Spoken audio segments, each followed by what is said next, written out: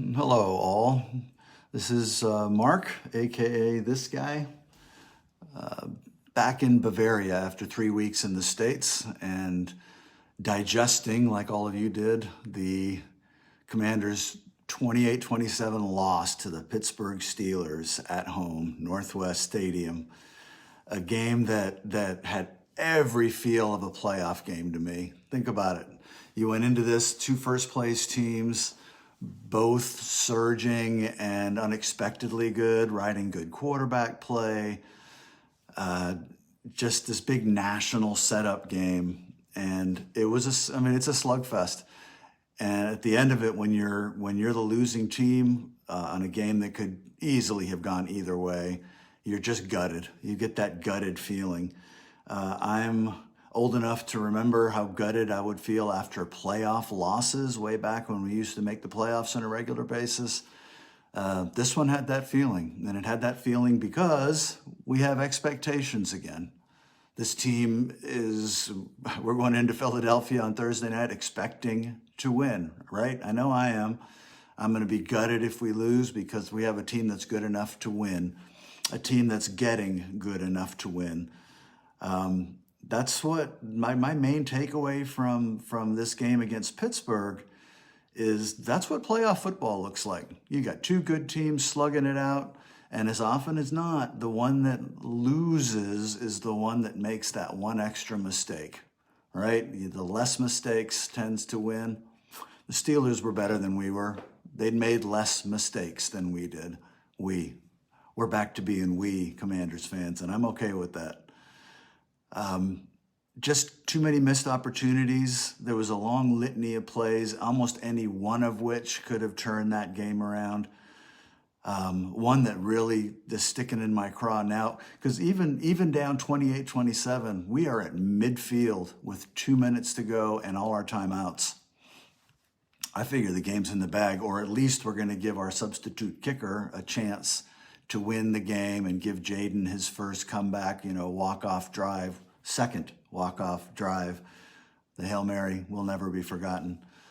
And I was feeling pretty confident that was going to happen. And there was one play that happened in that series. I think it was the second down from midfield. We have a quarterback draw called, a delay QB draw up the middle. And Jaden is a half step away from breaking that thing for 15, 20 yards. The middle of the field's wide open. And I think it's 95 on the Steelers. I don't know his number. No, don't know his name. Makes a shoestring tackle. Just a great individual play by that guy. But that play, as much as any, stands out to me as the one that could have and maybe should have changed the game, and leads me to some other thoughts. First few weeks of the season, Jaden doesn't get tackled by the ankle by that guy. He's a half a step slower than he was, be it the rib injury, be it wear and tear. I don't know why. I won't pretend to analyze why he's a half a step slower, but he's a half a step slower. I think we saw it on a number of potential runs and a couple of the sacks where he was getting out of those 3 or 4 weeks ago, and he's not now. I'm not prepared to say that he's not the guy we thought he was. I think he's that guy. I just think he's a half step slow, and I'm going to credit it to the rib injury until I see otherwise. But that play is the one that I keep reliving in my mind. And the other one, same drive, Noah Brown, sideline play, arguably a tough catch. But if you're in the NFL and you're a playoff type team, you have wide receivers that make that play. The Steelers had wide receivers that made the plays. Shifting gears a little bit here. The Russell Wilson thing, I've been telling anyone who cares what I think that Russell Wilson's been done for 3 or 4 years now. I think there's a reason that Seattle let him go. I think there's a reason that Denver let him go. In addition to just being kind of a strange cat, I just don't think he's got it anymore. Those deep balls that the media likes to call 50-50 balls, and that seems to have taken on almost a positive thing. Look how brave Russell Wilson is. I'm color me crazy, but I think it's more of a chuck and duck play. he throws that ball up. If it's a long yardage play and he's getting rushed, he is not standing in and firing. He is lobbing it up to a couple of legitimate playmakers on the outside and is willing to take an interception, which he did, and probably could have been a couple of more. Misses more than he makes, but you get one or two of those a game that turn into big plays, and you've got a team that can contend. Pittsburgh fans, I don't think it's sustainable. You tell me if you feel otherwise. But when you get into playoffs against teams that have two strong wideouts like you do, like Washington did not and does not at this point, I just don't know that that's a sustainable way to go. So on the first such, I would consider Chuck and Duck. The one he throws to Pickens in the first quarter for the first touchdown wasn't a great throw. He threw it to the back corner of the end zone, lobbed it up to a guy who's covered, and Pickens just makes a ridiculous twisting circus levitation catch that, it's the NFL. You tip the cap. There's not much you can do about that one. Russell knows it, I guess, so he tossed it up there. The other one, obviously, that stands out is the Mike Williams one that becomes the winning touchdown at the end. Yeah, the guy, I think he can see it's open, but he's getting rushed. Wilson is getting rushed. He's going to get planted. And it's just sort of a lob into the corner of the end zone. And I guess going up against poor Benjamin St. Juste, he figures it's better than 50-50 because either he'll get the catch, he'll get a remarkable catch from an incredibly skilled wide receiver, or he'll draw the PI, which Benjamin St. Juste does at least once a game. He gets called for them, rightly or not, he gets called for them. And on that play, I know you've heard all the breakdowns. I don't know quite what his coverage thought was when he sort of makes a little hand stab at Williams at about 8 or 9 yards on a 3rd and 9. It was this horrible coverage play, and I suspect he'd be the first one to tell you we are a playoff team starting some guys who really aren't playoff CB1s. We don't have a cornerback one, or we do. He just didn't play, and hopefully Marshawn Lattimore becomes that CB1 and works his way into the defense and can become the kind of guy that you don't throw lobs up into the end zone in key situations because you're as likely to have it taken away as you are to score or get the PI. We don't have that guy right now. I think it's pretty safe bet that for the rest of the season we are going to see quarterbacks taking chances on throwing one-on-one 50-50 balls up against our number 2 corners, number 3 corners, because we just don't quite have the guys. So on the game flow on this one, I think those 2 touchdowns were just massive in that they could easily have gone, either one of those easily goes uncaught and becomes a field goal instead, and at the end it's a different game. Just a couple of the many plays that we could have made. You know the litany. I know Jaden Daniels is kicking himself for the missed throw to McCaffrey out of his own end zone. Jaden was a little bit rushed. We need to talk about that. Jaden was a little bit rushed all day. I think that it's fair to say he was coached up to be ready to get rid of the ball really fast. The Steelers come after it. They get pressure with 4 people and are able to drop 7 into coverage on a regular basis. Our rookie quarterback hasn't seen a lot of that. He's been blitzed all year. The Steelers brought occasional blitzes, but they were able to generate consistent pressure with 4. And Jason, I think, was a little bit hurried, and it was coached up to get rid of the damn ball, get it out of there. There were 3 or 4 balls that I know he'd like to have back. There was an early crossing pattern to Zacchaeus that sticks one hand out, and I wasn't thrilled with the effort, but the pass was just a little bit too out front. There were a couple that were just a little bit behind. I think Jaden hurried things a little bit more than he had to. I think he was concerned about the pass rush, and he should have been concerned about the pass rush. The Steelers brought it all day long. That's one thing they can do, right? They can generate pressure with 4, which our team really isn't able to do just yet. We've Dante Fowler comes through and is way better than I think I anticipated he'd be. But generally, to bring consistent, fast pressure, we need to bring more than 4, which exposes the back and our corners that aren't quite ready for prime time yet. Nothing new there, but we saw it brought home in a playoff type atmosphere where the tiniest bit of differences make the difference in a game.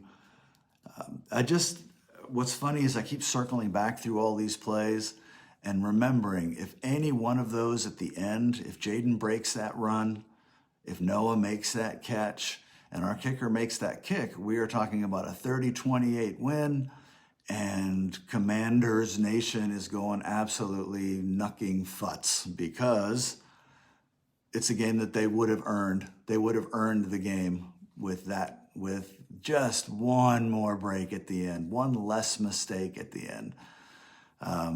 Ertz getting to the first down marker on that 4th down. He needs to get a half yard further upfield, 1 yard further upfield. Now, I know the Steelers are waiting for him at the marker, but you've got to get to the marker. You got 2 guys on your back, you know you're not going to get yak, which Ertz doesn't really get anymore anyway. But just any one of those things happens, and Gonzalez makes the kick, which, who knows? You'd like to think he makes the kick, right? He does. We are moving on in the playoffs, right? Because it's a playoff type game. That's what it felt like. And all of a sudden, all of the mistakes, you talk about them as learning experiences and teachable moments.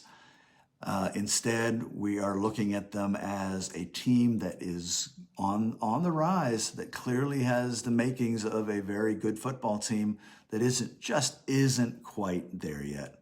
They're getting there, but they're just not quite there yet.